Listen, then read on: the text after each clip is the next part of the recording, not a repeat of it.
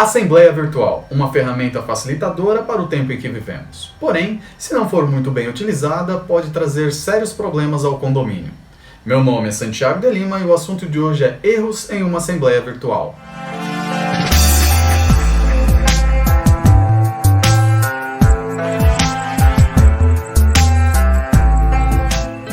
No momento em que gravo este vídeo, estamos em plena pandemia. E o novo normal trouxe algumas situações em que temos que nos adaptar, como, por exemplo, o isolamento social. E no universo condominial não é diferente, também está ocorrendo uma mudança. Vale lembrar que a Assembleia Virtual ela já existia antes da pandemia, porém essa ferramenta tecnológica não era tão utilizada como vem sendo no momento atual. O que ocorreu na verdade foi que a utilização dessa ferramenta tecnológica, que iria ser muito utilizado em um futuro não muito próximo, foi apenas antecipado devido às condições que vivemos. Logo, muitos condomínios estão optando em fazer as assembleias de forma virtual para poder seguir as regras de isolamento. É importante destacar que o nosso ordenamento jurídico brasileiro é composto por um conjunto de leis, e é com base neles que podemos prever tudo aquilo que podemos ou não fazer. Tratando-se de assembleia virtual, nas relações privadas, este ponto está em aberto.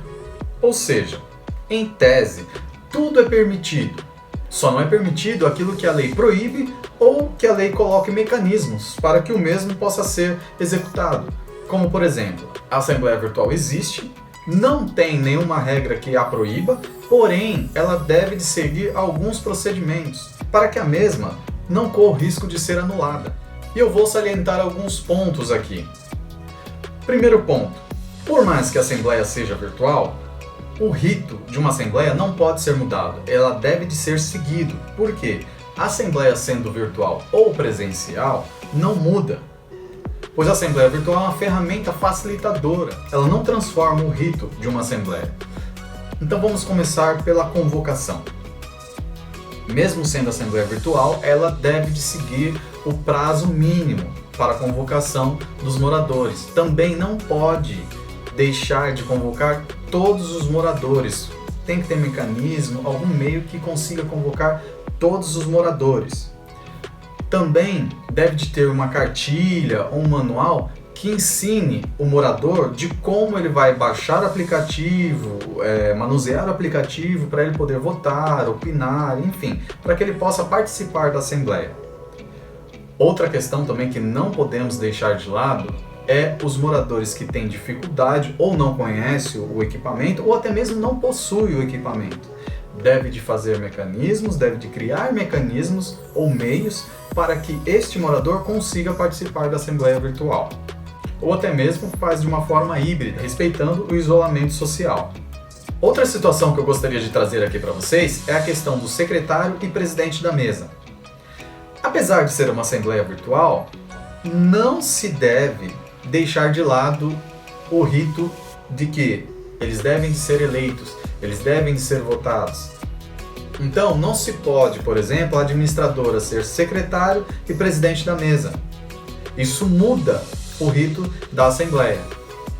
E por conta disso, muitas assembleias estão sendo anuladas em razão desse ponto. Outra questão passível de anulação de assembleia virtual é a questão da disponibilização de arquivos com relação aos assuntos que serão tratados, como planilhas, orçamentos e até mesmo prestação de contas. Não se pode, em hipótese alguma, iniciar uma assembleia sem esses arquivos disponibilizados para todos os moradores. Porque o que acontece é o seguinte, os moradores podem votar sem ter a plena consciência do que estão votando. E esse é um ponto passível de anulação da assembleia. Outro ponto que ocorre, muitas vezes inadvertidamente, é silenciar, bloquear ou fazer qualquer coisa que prejudique a opinião do morador com relação a algum ponto da assembleia virtual. E por último, trago a vocês esses dois pontos que não devem de deixar passar em uma assembleia virtual, que são eles. Primeiro, deixar que condôminos inadimplentes participem da assembleia virtual. Outra questão é a aprovação de determinados pontos em que precise de quórum específico. O quórum deve de ser respeitado, mesmo que seja em assembleia virtual. E estes são os pontos principais em que devemos nos atentar para que todo o trabalho empreendido na Assembleia não possa ser perdido. Porque uma anulação de assembleia não é uma coisa assim difícil de acontecer. Por exemplo, basta que um condômino se sinta lesado ou ele entende que algum ponto está irregular, basta que ele acione o advogado e o advogado entra com requerimento judicial para anulação da assembleia total ou algum ponto. Em alguns casos, ele pode ir até no juizado especial e ele mesmo dá entrada nisso. Então não é uma coisa difícil de se acontecer. Enfim, estamos com uma maravilhosa ferramenta tecnológica para utilizar em nossos condomínios. Basta que saibamos utilizar ela de forma correta. Fazendo isso, o seu condomínio não corre o risco de sofrer um retrocesso ou até uma estagnação da vida condominial, caso a assembleia virtual seja anulada. E hoje é esse o recado que eu quero deixar com vocês. Vale lembrar que se você tiver alguma dúvida com relação a este assunto ou qualquer outro do universo condominial, envie neste endereço, que eu responderei. Obrigado e até a próxima!